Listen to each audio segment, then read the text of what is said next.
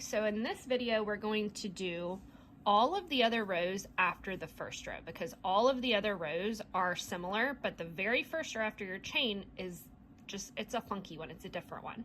So I'm finishing my very last stitch after my first row. You're gonna chain one, so remember that's just wrapping around, yarn over, pull through, and then you're gonna turn your work. So my work right now is facing to my right, and I'm just gonna turn it all, and now it's all facing towards my left, and then I'm gonna crochet this way.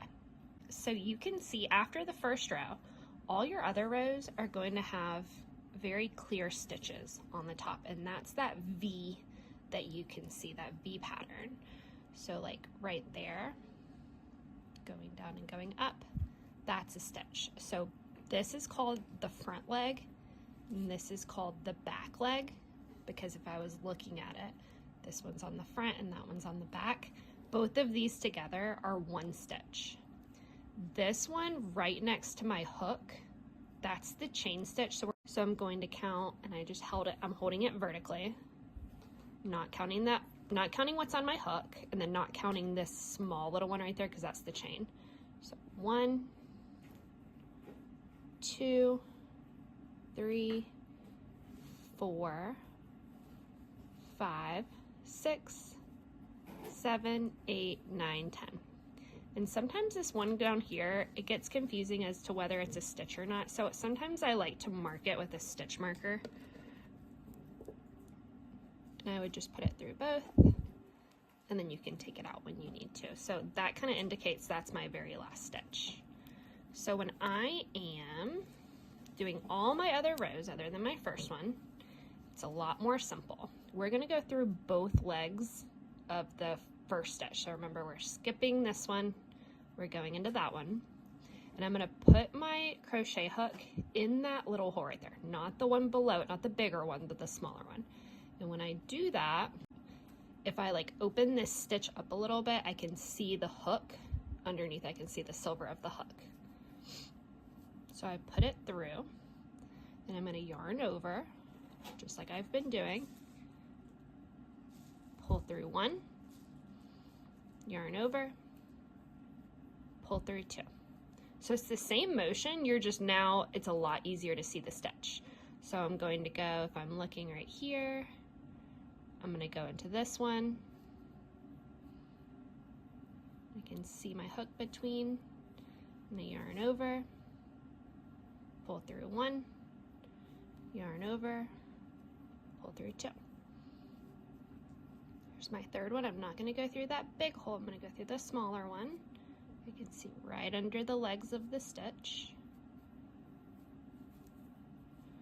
Yarn over, pull through 1, yarn over, pull through 2. So I did 3 stitches, and you can see them right there. 1, 2, 3. Those are the little V's that they made.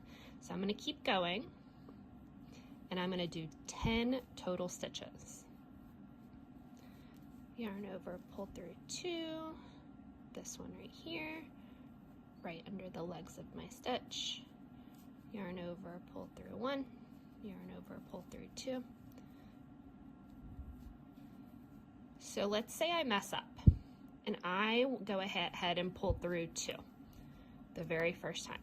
So that was a mistake, and I realize I made the mistake, right? So you can take your crochet hook out, and you can pull your working yarn just to unravel it, and it's called frogging. I don't know why it's called that, but it is. So you wanna go slow and gentle, but see how that loop just kind of like came back up? I know that's where I messed up, so I'm gonna just reinsert my hook there, and then it's caught. If I had messed up all the way, I could pull all the way in. I'm gonna go in this hole, under those legs, yarn over, pull through 1, yarn over, pull through 2. This one, yarn over, pull through 1, yarn over, pull through 2. This one, not the bottom one, the one on top, right underneath that V. Yarn over, pull through 1, yarn over, pull through 2. I'm at 9 stitches now.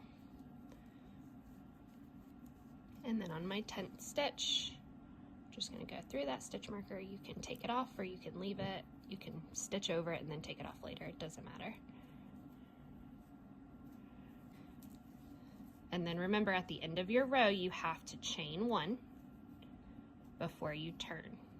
Or you can, I guess you can turn and then chain 1. I don't really think it matters. But if we are counting all of our stitches, we should have 10 of those little V's. So remember, that very first one doesn't count because that was the chain stitch. So 1, 2, 3, 4, 5, 6, 7, 8, 9, 10. And then you would just keep working. So you just keep single crocheting all the way across. And we're going to do 10 rows because we have 10 stitches across when we chained. When we do 10 rows, it's going to be a perfect square. So it's going to get about this big.